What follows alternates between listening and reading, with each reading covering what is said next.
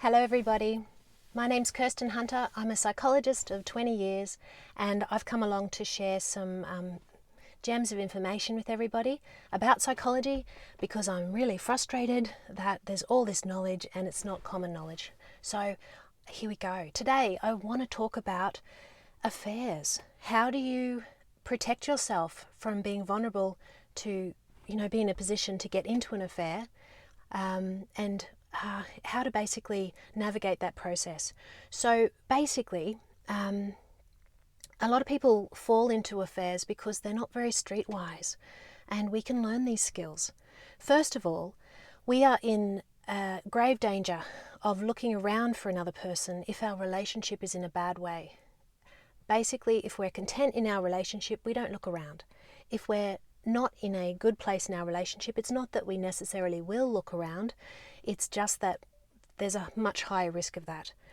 And a lot of people are quite naive about the fact that it is normal to come across other people that we have compatibility with.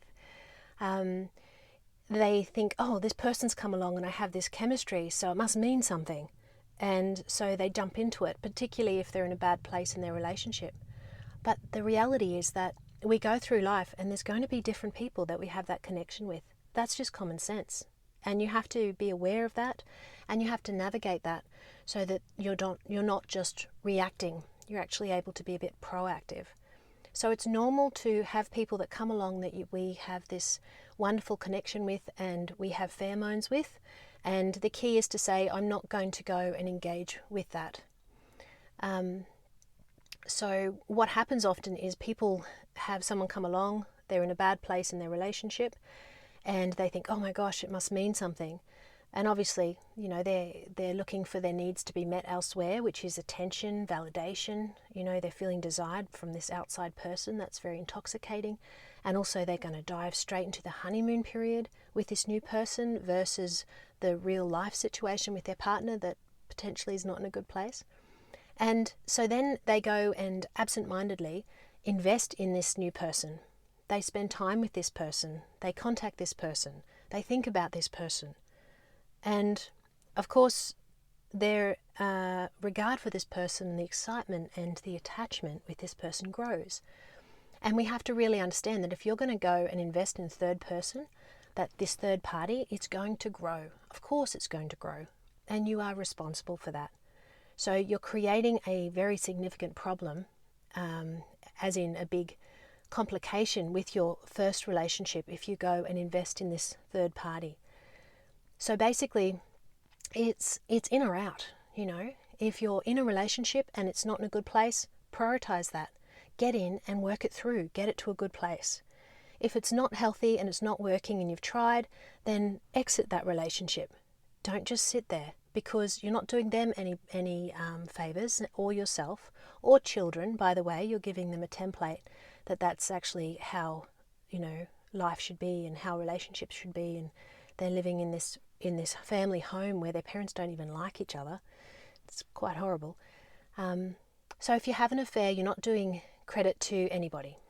You're not doing credit to your partner, obviously, because you're not addressing the relationship issues as being your primary focus, and you're not doing quality to the new person either, because you're starting in the context of this big mess and you are being very reactive and reaching out for them. You're having your needs met. You're not in a good place yourself. So please sort out your home life first and then look around, and be aware that you are going to find other people that are going to spark your interest.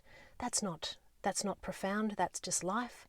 And when you do have someone else who sparks your attention, pay attention to yourself and take responsibility that it's very important you don't just go and jump down the rabbit hole and become intoxicated by them and invest lots of energy and then be surprised that you've got this really strong feeling for them, and this attachment obviously is growing. So have your eyes open, see what you're doing, take responsibility, and don't hurt anyone as best you can. So there you go. This is one of the many areas that is covered in a series of books I've got coming up. They've been in my head for 10 years. They've taken 3 years to write. 6 books, Signposts for Living, And yeah, they cover the expanse of clinical areas that I'm so relieved to have them written. That's great. They're coming out in November 2021. And yes, so there you go. You can catch me on my website, kirstenhunterauthor.com, and Facebook, Kirsten Hunter Author, Instagram, Kirsten Hunter Author, Twitter, Kirsten Hunter AU. And here we are, Psych in Your Car. And I've also got the podcast happening, which is Signposts for Living with Dr. Kirsten Hunter. So thanks for joining me. I'll catch you next time.